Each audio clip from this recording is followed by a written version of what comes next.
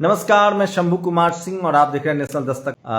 आज आपको बताऊंगा कि भारत में कैसे मीडिया के जरिए और तंत्र के जरिए बहुजन नेताओं को बदनाम किया जाता है। और उसमें कहानी होगी लालू यादव की और उसके बाद बाबू जगजीवन राम, कैसे उनको प्रधानमंत्री नहीं बनने दिया गया, कैसे उन्होंने कांग्रेस से बगावत किया, जनता दल में आए और कैसे उनके बेटे का सेक्स का स्कैंडल लाया।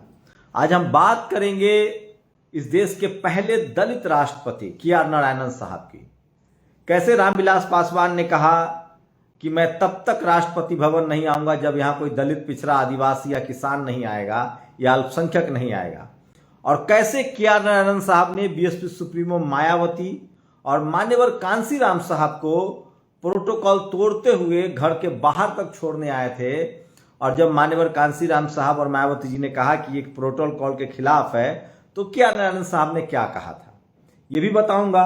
लेकिन बात पहले दुनिया की कॉन्स्पिरेसी की। सोचिए, भारत के 8 नौसैनिक अधिकारी जो हैं वो कतर के में यहां जेल में हैं और उनको फांसी की सजा हो गई है। किस तरह से सिस्टम काम करता है सोचिए आप, और कैसे आपस में लड़ाया जाता है। आज इजराइल में और फिलिस्तीन में जंग छिड़ा हुआ है, आप सब जानते हैं, हम सब जानते हैं। इजराइल और फिलिस्तीन के जंग में हम सब लोग जब बड़े हुए तो यासार अराफात से लेकर और इन लोगों को देख रहे हैं। ये भी झगड़ा ठीक भारत पाकिस्तान की तरह कब से है? ठीक 1948 से है। 1947 में फिलिस्तीन आज़ाद हुआ, वो भारत आज़ाद हुआ, 1948 में फिलिस्तीन आज़ाद हुआ। यहाँ भी अंग्रेज ने भारत पाकिस्तान बनाया, वहाँ भी अंग्रेज ने इजराइल और फिलिस्तीन बनाया। लेकिन सोचिए, भारत, अगर आप भारतीय हैं तो सोचिए, भारत एक मजबूत राष्ट्र है। पाकिस्तान ने हमेशा प्रॉक्सी वॉर छेड़ रखा था, यहां तक कि कश्मीर के कुछ हिस्सों पर उसने अवैध कब्जा भी कर लिया, बंटवारे के खिलाफ था। उसके बाद भी भारत ने कभी मसल्स पावर नहीं दिखाए, यहां तक कि हमेशा पाकिस्तान कॉन्स्पिरेसी करता रहा, लेकिन भारत ने हमेशा बड़ा दिल दिखाया। यहां तक कि भारत ने पाकिस्तान के सेना को सरेंडर करवा दिया। उसके बाद भी कभी ये नहीं कहा कि हम लाहौर, इस्लामाबाद, कराची पर कब्जा कर लेंगे। इससे क्या हुआ? दुनिया में हमारी साख बनी। लोगों ने कहा कि भारत एक न्यायप्रिय और बुद्ध को मानने वाला देश है, बुद्ध के विचारों का देश है। इंदिरा गांधी ने जरूर पाकिस्तान का बंटवारा करा दिया, क्योंकि पाकिस्तान अपनी हरकतों से बाज नहीं आता। और खुद वहां के लोगों ने जब अत्याचार सह रहे थे तो उन्होंने विरोध किया और बांग्लादेश बना। भारत ने कभी अनैतिक तरीके से, गलत तरीके से कभी पाकिस्तान के साथ कोई कॉन्स्पिरेसी नहीं की। पाकिस्तान करता रहा, उसके बाद भी आना जाना लगा रहा, क्रिकेट के रिश्ते रहे, बिजनेस चलते रहे। भारत ने बहुत बर्दाश्त किया है और उसका नतीजा भी निकला। हम एक सुपर पावर के तौर पे निकले, ताकतवर देश के तौर पे निकले। और पाकिस्तान क्या हुआ? जितना ज्यादा पाकिस्तान कॉन्स्पिरेसी में गया, सैनिकों का दबदबा बढ़ा सत्ता पर, वहां के सेना का दबदबा बढ़ा, पढ़ाई लिखाई से हट के वो कर्मकांड और कट्टरता में घुस गया, बम बारूद, गोला बारूद इसमें ज्यादा घुस गया। और मजहबी कट्टरता जितना पाकिस्तान होता गया, उसका विकास रुक गया। और पाकिस्तान आज क्या है? सबके सामने है। लेकिन देखिए, इजराइल और फिलिस्तीन के साथ यही हुआ। फिलिस्तीन एक कमजोर मुल्क था, लेकिन इजराइल ने उनके साथ अच्छा नहीं किया। ठीक कमजोरी का फायदा इजराइल उठाता रहा और उनकी जमीनों पर कब्जा करता रहा। और सोचिए, पश्चिम की मीडिया, चाहे बीबीसी हो, CNN हो, जब तमाम गोरों के चैनलों ने प्रोपेगेंडा फैलाया और पहले इराक पर हमला किया। फिर आपको बता दें कि सोचिए, इराक पर हमला किया, उसके बाद उन लोगों ने लीबिया पर हमला किया, वियतनाम पर हमला किया, अफगानिस्तान पर हमला किया। भारत और इजराइल में समझिए, सोचिए, आज पूरा मुस्लिम राष्ट्र इजराइल के खिलाफ खड़ा है, एकजुट है। ईरान हो, जॉर्डन हो, सीरिया हो। और आज तक पाकिस्तान के मामले में कोई भी मुस्लिम राष्ट्र भारत के खिलाफ खड़ा नहीं हुआ। यहां तक कि ईरान तो यूनाइटेड नेशन में कहता था कि भारत सही है, पाकिस्तान की तरफ से आतंकवाद बंद होना चाहिए। यहां तक कि यासार अराफात भारत के साथ खड़े रहे। दुनिया का कोई ऐसा मुल्क नहीं था जो पाकिस्तान के साथ खड़ा रहा, क्योंकि पाकिस्तान नहीं था उस तरह से। लेकिन फिलिस्तीन ऐसा नहीं है। फिलिस्तीन न्यायप्रिय देश था, उसके साथ अत्याचार हुआ और फिलिस्तीनियों को किस तरह से कुचला गया। पाकिस्तान से भारत ने कभी भारत नहीं चाहता है कि पाकिस्तान, ये तो वही लोग हैं कुछ जो जो जो बंटवारा हो गया, जो रेखाएं खींच गई, भारत उसको मानता है। लेकिन कुछ हैं लोग भारत पाकिस्तान के नाम पर जो राजनीति करते हैं, वो अखंड भारत और ये वो फलाना ढिमकाना। आज सोचिए इजराइल कैसे अलग थलग पड़ गया, क्योंकि वो फिलिस्तीन पर अत्याचार कर रहा है और भारत की पूरी दुनिया में शान है, नाम है, और पाकिस्तान की जरूरत नहीं है। दुनिया के इंटरनेशनल प्लेटफॉर्म पर पाकिस्तान को कोई वैल्यू नहीं होता है। वो कहते हैं सबके, ये लोग झूठ बोलते हैं, इन लोग टेरर इनका कनेक्शन है, ये आतंकवाद भी फैलाते हैं, प्रॉक्सी वॉर करते हैं। करगिल में उन्होंने जो किया दुनिया जानती है, उनको मुंह की खानी पड़ी। लेकिन सोचिए, ये सबसे बड़ा सवाल है कि क्या इजराइल ऐसा है? इजराइल ऐसा नहीं है। और इसीलिए आज कोई भी इस देश में 70 से 60 के करीब मुस्लिम देश हैं, एक भी मुस्लिम देश पाकिस्तान के साथ खड़ा नहीं हुआ, क्योंकि भारत ने कभी अन्याय नहीं किया, गलत नहीं किया, अपनी सीमाओं की रक्षा की। तो कोई भी मुस्लिम राष्ट्र भारत के खिलाफ नहीं हो तो कैसे कहेंगे कि खाड़ी देश बेकार है या मुस्लिम राष्ट्र बेकार है? आज तक पाकिस्तान और हिंदुस्तान, भारत के मामले में कोई भी मुस्लिम राष्ट्र क्या भारत के खिलाफ खड़ा हुआ? नहीं हुआ। लेकिन इजराइल और फिलिस्तीन के मामले में जग जाहिर है कि बच्चे मारे जा रहे हैं, महिलाएं मारे जा रही हैं, औरतें मारे जा रही हैं। इसीलिए आज पूरी दुनिया के मुस्लिम राष्ट्र और पूरी दुनिया के अमन पसंद लोग इजराइल के साथ खड़े हैं, फिलिस्तीन के साथ खड़े हैं, इजराइल के विरोध में खड़े हैं। तो मैं इसीलिए कह रहा हूं कि कभी भी क्षणिक स्वार्थ नहीं देखना चाहिए। और भारत की विदेश नीति रही है हमेशा से मजलूमों के साथ खड़ा होना, लाचार बेबस देशों के साथ खड़ा होना। और सोचिए चीन किस ताक में था? चीन इस ताक में था कि भारत इजराइल के साथ खड़ा हो और हम खाड़ी देशों से दोस्ती कर लें। रूस ने पहले ही फिलिस्तीन का साथ देना शुरू कर दिया। चीन उसका दोस्त है आज के डेट में एशिया में, और वो चाहता था कि भारत की पॉलिसी गड़बड़ हो और हम खड़ा हो जाए किसके साथ? खाड़ी देशों के साथ। लेकिन भारत ने सही समय पर, सही वक्त पर सही फैसला लिया और आज खाड़ी देश भारत के साथ है। और मुझे पूरा भरोसा है कि भारत सरकार ये कर पाएगी, नरेंद्र मोदी कर पाएंगे, और उनको करना पड़ेगा, नहीं तो उनकी साख को बट्टा लगेगा। उनका 56 इंची डंकापति विश्व गुरु का जो उनका जो तमगा है ना, वो सब बेकार हो जाएगा। भारत के 8-9 सेना के पूर्व अधिकारियों को भारत सकुशल लाना होगा। और मुझे पूरा भरोसा है कि कतर देश कभी भी भारत के खिलाफ नहीं जा सकते हैं, खाड़ी के देश नहीं जा सकते हैं, कतर नहीं जा सकता है। ये तो कुछ फ्रिंज एलिमेंट हैं जिन्होंने मुसलमानों को टारगेट करना शुरू कर दिया, इस वजह से सारी समस्या हुई। आप सोचिए, आपने दलित पिछड़े आदिवासियों को इतने लंबे समय से मारा, 2000 सालों से। हम लोग के साथ दुनिया में कोई खड़ा नहीं हुआ, क्योंकि दुनिया में कहीं कोई हिंदू राष्ट्र है ही नहीं। दुनिया में इस्लाम मानने वाले हैं, बुद्धिस्ट मानने वाले हैं, दुनिया में क्रिश्चियन मानने वाले हैं, क्रिश्चियनिटी है। हम लोग हिंदू बना के इन्होंने हमें जाति के नाम पर हमारा शोषण किया। अगर हम 1956 में बाबा साहब के बताए रास्ते पर बुद्धिस्ट हो जाते तो म्यांमार, थाईलैंड, बर्मा, चीन, जापान, ये सब बुद्धिस्ट कंट्री है। आज पूरा मुस्लिम कंट्री इसीलिए फिलिस्तीन के साथ खड़ा है। और अपने ही धर्म के लोगों पर ये लोग कौन अत्याचार करता है, किसी से छुपा नहीं है। बताऊंगा कि कैसे राजनीतिक रूप से बदनाम किया गया अपने ही धर्म के लोगों को। तो जिस तरह से अमेरिका की मीडिया, इंग्लैंड की मीडिया मुसलमानों के साथ दुर्व्यवहार करती है, प्रोपेगेंडा फैलाती है, उनको बदनाम करती है, आतंकवादी कहती है और उनके धन संपत्ति तेल पर कब्जा करती है, उसी तरह से भारत की जो मनुवादी मीडिया है वो भारत के मनुवादियों के इशारे पर बहुजन समाज का कैसे शोषण करता है, उसकी 2 कहानी बताऊंगा और आप हिल जाएंगे। सबसे पहले आज के.आर. नारायणन साहब की बात। पहले दलित राष्ट्रपति हुए के.आर. नारायणन साहब, गरीब घर में पैदा हुए, किसी तरह से उन्होंने पढ़ाई की, जर्नलिज्म भी किया, फिर वो बीएससी उन्होंने किया। कहां से? लंदन स्कूल ऑफ इकोनॉमिक्स से, जहां बाबा साहब से भी पढ़े थे। उसके बाद आईएफएस बने, फॉरेन सेवा में गए, और फॉरेन सेवा में जाने के बाद इंदिरा गांधी से उनकी मुलाकात हुई। कई देशों में सेवाएं दे चुके थे इंदिरा गांधी, राजनीति में आए, लोकसभा में आए, वो चुनाव लड़े, मंत्रिमंडल में भी शामिल हुए। उसके बाद वो उपराष्ट्रपति बने 1992 में, और उसके बाद 97 में वो राष्ट्रपति बने। क्या ना सोचिए, रामविलास पासवान एक बार गए थे प्रतिनिधिमंडल लेके, राष्ट्रपति उनसे नहीं मिले। उन्होंने तभी कहा कि मैं अब कभी भी राष्ट्रपति में तब तक नहीं आऊंगा, राष्ट्रपति भवन में, जब तक कोई दलित, पिछड़ा, आदिवासी या अल्पसंख्यक या किसान राष्ट्रपति नहीं बनेगा। नतीजा ये हुआ कि जब के.आर. नारायणन साहब राष्ट्रपति बने, तब जाके रामविलास पासवान जी गए। वही सोचिए, तो तमाम ऐसी खबरें हैं जो मैं आपको बताना चाहता हूं और आज उसी के बहाने इस पर चर्चा होगी। जगजीवन बाबू की बात बताऊंगा और लालू यादव की 2 कहानियां बताऊंगा। उसके बाद एक बार मान्यवर कांशीराम साहब और मायावती जी राष्ट्रपति भवन गई, KR नारायण साहब बाहर तक छोड़ने आए। तो दोनों लोगों ने कहा कि आप राष्ट्रपति हैं, आप प्रोटोकॉल मत तोड़िए।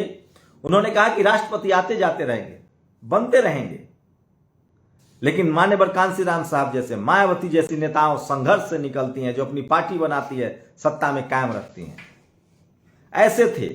उन्होंने ही फाइल लौटाया। गोधरा दंगा के समय वाजपेयी से उन्होंने सवाल पूछे, जजों के सुप्रीम कोर्ट कोलेजियम सिस्टम के फाइलें लौटाई, तब जाकर भारत को पहला चीफ जस्टिस का मौका मिला। उन्होंने कहा कि कहां है इसमें दलित जज। ऐसे थे KR नारायण साहब, और उन्होंने बहुजन समाज के लिए बहुत किया, इस देश के लिए बहुत किया, गौरव थे वो। अब बताते हैं आपको कहानी, कैसे बहुजन समाज के नेताओं को बदनाम किया जाता है। क्रांति कुमार को जरूर आप लोग ट्विटर पर फॉलो कीजिए। सामाजिक न्याय के मसीहा आदरणीय लालू प्रसाद जी को राजबंदी बनाने की शुरुआत 1996 में तत्कालीन प्रधानमंत्री देवगौड़ा ने की थी। देवगौड़ा ने अपने गिरिराज से कर्नाटक बैच के IPS अधिकारी जोगेंद्र सिंह को CBI डायरेक्टर बनाकर तत्कालीन CM लालू प्रसाद यादव को झूठे चारा घोटाले केस में नामजद किया गया। बीजेपी ने राजबंदी के इस खेल को बाद में विस्तार दिया। बीजेपी ने जस्टिस अरुण मिश्रा के सहारे लालू प्रसाद यादव जी के राजनीतिक करियर को खत्म कर उन्हें राजाबंदी बनाया। 1996 में अटल बिहारी वाजपेयी के 13 दिन की सरकार बनाकर फेल हो गए। इसके बाद 13 पार्टियों का महागठबंधन, जिसका नाम यूनाइटेड फ्रंट था, जिसका इंजन जनता दल था, केंद्र में सरकार बनी और प्रधानमंत्री बने एच डी देवगौड़ा। देवगौड़ा को कोई जानता नहीं था, उन्हें कर्नाटक से उठाकर सीधे देश का प्रधानमंत्री बना दिया गया। यूनाइटेड फ्रंट में उस समय सबसे बड़े सुपरस्टार बिहार के तत्कालीन मुख्यमंत्री लालू प्रसाद यादव थे, लेकिन जनता दल के OBC SC ST नेताओं को अपनी अपनी राजनीतिक महत्वाकांक्षा के कारण लालू प्रसाद यादव रामविलास पासवान को प्रधानमंत्री न बनाकर एक कमजोर नेता को प्रधानमंत्री इसलिए बनाया ताकि उसे काबू में रखा जा सके। एच डी देवगौड़ा भले प्रसिद्ध नेता नहीं थे, लेकिन थोड़ी देर प्रधानमंत्रियों ने अपना रुतबा बरकरार रखकर आगे बढ़ना था। लेकिन जनता दल के प्रसिद्ध क्षेत्रीय नेता उन्हें काबू में रखना चाहते थे। तो दूसरी तरफ रामविलास पासवान, मुलायम सिंह यादव और लालू प्रसाद यादव का करिश्मा यूनाइटेड फ्रंट पर चढ़कर बोल रहा था। जनता दल के राष्ट्रीय अध्यक्ष लालू प्रसाद यादव थे। पार्टी मीटिंग में कभी कभार में भी किसी मुद्दे पर देसी अंदाज में एच डी देवगौड़ा पर हावी हो जाते थे। कभी कभार नोकझोंक भी हो जाती। एच डी देवगौड़ा को यह पसंद नहीं था। एच डी देवगौड़ा का देश और जनता दल में राष्ट्रीय नेता बनना चाहते थे। उनके सिफलसारों ने समझाया, बिना लालू प्रसाद यादव को रास्ते से हटाए बिना राष्ट्रीय नेता नहीं बन सकते हैं। देवगौड़ा और उनके सिफलसारों ने चाल चली। जिस चारा घोटाले की जांच लालू यादव खुद कराना के पक्ष में थे, उसी केस में लालू यादव को फंसाने का षड्यंत्र हुआ। प्रधानमंत्री बनने से पहले देवगौड़ा कर्नाटक राज्य के मुख्यमंत्री थे। अपने राज्य से IPS अधिकारी जोगिंदर सिंह को दिल्ली लाकर CBI डायरेक्टर बना दिया और लालू प्रसाद यादव को चारा घोटाले में फांसने का काम भी इसी जोगिंदर सिंह को सौंप दिया। CBI डायरेक्टर बनकर जोगिंदर सिंह ने अपना काम शुरू कर दिया। चारा घोटाले में लालू प्रसाद यादव का नाम उछलते ही जनता दल के कई बड़े नेता लालू प्रसाद यादव की मदद करने के बजाय उनसे दूर होते चले गए। 17 जून 1997 में बिहार के राज्यपाल AR किदवई ने CBI को लालू यादव और 55 अन्य लोगों पर चार्जशीट दाखिल करने की इजाजत दे दी। मानो ऐसा लग रहा था जनता दल का हर नेता लालू यादव को मिटाना चाहता है। OBC SC नेताओं की यही कमी है, अपने साथी नेताओं को प्रतिद्वंदी के रूप में देखते हैं। जनता दल के कई बड़े नेताओं ने मुंह फेर लिया। तत्कालीन प्रधानमंत्री इंद्र कुमार गुजराल ने थोड़ी बहुत मदद करने की कोशिश की, जो नाकाफी साबित हुई। 5 जुलाई 1997 को लालू प्रसाद यादव ने जनता दल पार्टी को उठाकर पटक दिया। बिहार में राष्ट्रीय जनता दल का आगाज हुआ। जेल जाने से पहले उन्होंने अपनी पत्नी आदरणीय राबड़ी देवी जी को 30 जुलाई का बिहार का राज्य का प्रथम मुख्यमंत्री बनाया। अटल बिहारी युग में चारा घोटाले केस ने काफी रफ्तार पकड़ी। मनमोहन सिंह के प्रथम कार्यकाल में रफ्तार धीमी पड़ी, दूसरे कार्यकाल में केस की रफ्तार फिर तेज हुई। नरेंद्र मोदी के प्रधानमंत्री बनते ही चारा घोटाला केस बुलेट ट्रेन की रफ्तार से चलने लगा।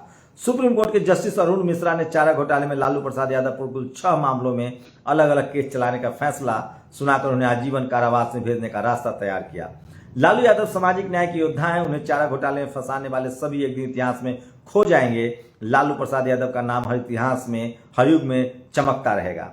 लेकिन इतना ही नहीं, लालू यादव को लेकर एक सुप्रीम कोर्ट का जब एक इसी तरह के आदेश आ गया कि 2 साल से सजा वाले चुनाव नहीं लड़ेंगे, तो सोनिया गांधी चाहती थी UPA 2 में कि यह कानून न बने और अध्यादेश लाया गया।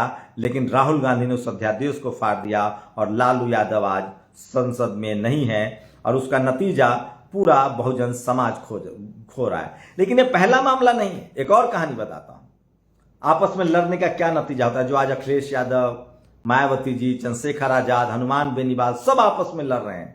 इसका नतीजा क्या होता है? खुशवंत सिंह ने लिखा है किस तरह से, सोचिए, कामसूत्र में 64 मुद्राएं होती हैं लेकिन इनमें 9 मुद्राएं हैं। आज 43 साल पहले मेनका गांधी ने अपने सूर्य मैगजीन्स में देश के सबसे बड़े नेता के बेटा का सेक्स स्कैंडल तस्वीर सही तो छापकर उस नेता का राजनीतिक कैरियर खत्म कर दिया था।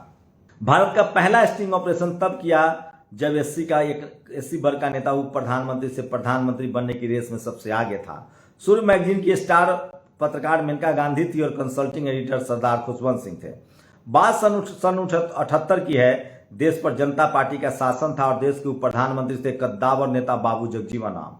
1977 में कांग्रेस से अलग होकर जनता पार्टी से जुड़े थे और प्रधानमंत्री के प्रमुख दावेदार थे, लेकिन उसके बाद मोरारजी देसाई को बना दिया गया। सोचिए, जनता पार्टी के भीतर के दल और कांग्रेस पार्टी नहीं चाहती थी कि देश का नेतृत्व कोई शेड्यूल कास्ट आदमी करे। एससी वर्ग के नेता को प्रधानमंत्री बनने से रोकने और उनका राजनीतिक करियर समाप्त करने का बीड़ा मेनका गांधी ने उठाया। मेनका गांधी इंदिरा गांधी की बहू थी और सूर्य पत्रकार की एडिटर। बाबू जगजीवन राम के पुत्र सुरेश कुमार राम का एक महिला से रिश्ता था। सुरेश का उस महिला के साथ शारीरिक संबंध बनाते हुए आपत्तिजनक स्थिति में चोरी से तस्वीरें खींची गई। ये बीपी मौर्य जी के साथ भी हुआ। बहुजन नेताओं के साथ साम दाम दंड भेद सब किया जाता है। पहले इग्नोर करो, फिर डराओ, फिर उसको हनी ट्रैप में फंसाओ, फिर नहीं तो आर्थिक मामलों में फंसाओ, मतलब बर्बाद कर देना है। और नहीं तो मीडिया से टैग लगवा दो, भ्रष्टाचारी है, दलित नेता है, पिछड़ा है। मेनका गांधी ने इस सारी तस्वीरों को अपनी सूर्य पत्रिका में छाप दिया और इन तस्वीरों ने सियासी गलियारे में तूफान ला दिया और इस तूफान ने बाबू जगजीवन राम का राजनीतिक करियर खत्म कर दिया। कुछ साल बाद सुरेश की मौत हो गई और बाबू जगजीवन राम की पार्टी लोगों के बीच से बिना कोई निशान छोड़े ओझल हो गई। इस तरह षड्यंत्र रचकर बाबू जगजीवन राम को प्रधानमंत्री से रोका गया। वरिष्ठ पत्रकार इंदर मल्होत्रा ने कहा था कि इंग्लिश के बड़े अखबार को तस्वीर छापने के लिए दी गई, लेकिन उस अखबार ने तस्वीर छापने से इनकार कर दिया। कारण यह मामला राजनीतिक रूप से प्रेरित था। तो इस तरह से बहुजन नेताओं का पॉलिटिकल कैरियर डिस्ट्रॉय किया जाता है। लेकिन ये नेताओं का नहीं। आप दलित हैं। आज मुझे यूपी से फोन आया, एक पटेल जी हैं, डॉक्टर हैं, एक बाबू साहब ने उनकी जमीन पर कब्जा कर लिया, हाईकोर्ट से स्टे है। मैंने उनको कहा कि आपने समाज का काम किया होता तो कोई आपकी जमीन पर कब्जा न करता, आपके साथ लोग खड़े होते। बहुजन समाज के लोग जब सफल होने लगते हैं तो अपने ही लोगों से कट जाते हैं और नतीजा समाज उनसे अलग हो जाता है। बहुजन समाज के लोगों को एक ही चीज बचाएगा, एकजुटता। आप चपरासी से लेकर चीफ जस्टिस तक इस देश में नहीं है, सीएम पीएम नहीं है, एसपी डीएम नहीं है, सुप्रीम कोर्ट में जज नहीं। जो अंतिम किला कहां है? हाई कोर्ट और सुप्रीम कोर्ट, वो अंतिम किला है। और मीडिया, ये तीन ऐसी जगह है जब तक बहुजन वहां नहीं जाएंगे तब तक किसी को भी निपटा दिया जाएगा, चाहे मुख्यमंत्री हो, प्रधानमंत्री हो, डिप्टी सीएम हो, डिप्टी पीएम हो। पत्रकारिता और जुडिशियरी, ये दो जगह है भारत में जो अभेद्य किला बना हुआ है, जो सवर्ण समाज के कंट्रोल में और खासकर ब्राह्मण समाज के कंट्रोल में है। मीडिया और judiciary, high court, supreme court. आप जाएंगे तो कहां जाएंगे? मीडिया की तरफ से खबरें चलेंगी आपके खिलाफ और हाई कोर्ट, सुप्रीम कोर्ट में आपको न्याय नहीं मिलेगा और आप निपटा दिए जाएंगे। यही सच्चाई है। जब तक बहुजन समाज के नेता एकजुट नहीं होंगे, उनकी अपनी जो महत्वाकांक्षाएं हैं वो अलग नहीं होंगी, जब तक वो गठबंधन में नहीं होंगे तब तक बहुजन समाज का भला नहीं होगा। ये हमसे लिखवा लीजिए। और आज लालू यादव ने पटना में भाषण दिया और कहा कि कौन लोग है जो जाति जनगणना का विरोध कर रहा है? वही लोग है जो जाति के नाम पर मलाई खाता था, वही लोग है जो कब्जा करके बैठा है और अब जाति जनगणना से पेट में दर्द हो रहा है। मैं फिर कह रहा हूं, राजस्थान में जो हनुमान बेनीवाल और चंद्रशेखर आजाद ने किया है, इस देश में अगर आज भी मैं कह रहा हूं कांग्रेस बड़ी गंदे तरीके से राजनीति कर रही है। नीतीश कुमार को साइड किया जा रहा है, जिन्होंने इंडिया गठबंधन बनाया। अखिलेश यादव को तोड़ा जा रहा है। आपस में इनका इतना मनमुटावल है और उससे समाज का भला होता है। लेकिन एक तरीका है, जैसे सवर्ण समाज ने एक दल को चुना। सोचिए, सवर्ण समाज के कितने दल हैं? ममता बनर्जी सवर्ण ब्राह्मण समाज से हैं, सवर्ण उनको वोट नहीं करता है, दलित पिछड़े आदिवासी वोट करते हैं, मुसलमान। नवीन पटनायक, उनको भी सवर्ण वोट नहीं करता है, दलित पिछड़े आदिवासी करते हैं। आपको बता दें कि कांग्रेस को भी अब सवर्ण वोट नहीं करते, सवर्ण सिर्फ बीजेपी को वोट करता है। जिस दिन बहुजन समाज ने तय कर लिया, उनकी राजनीतिक चेतना जाग गई, शिक्षा आ गया कि पार्टी हजारों हो, हमको एक कैंडिडेट को वोट करके, एक पार्टी को वोट करके जिताना है, उसी दिन बहुजनों का उद्धार हो जाएगा। सोच लीजिए। आप लोग अपनी प्रतिक्रिया जरूर दीजिएगा। शुक्रिया। नेशनल दस्तक की आपसे गुजारिश है कि अगर इसको बचाना चाहते हैं तो नेशनल दस्तक को सब्सक्राइब करने के लिए रेड कलर के सब्सक्राइब बटन को दबाएं, फिर बेल आइकन की घंटी दबाएं। नेशनल दस्तक को बचाने के लिए बहुत जरूरी है कि हर खबर को शेयर करें, लाइक करें, कमेंट जरूर करें।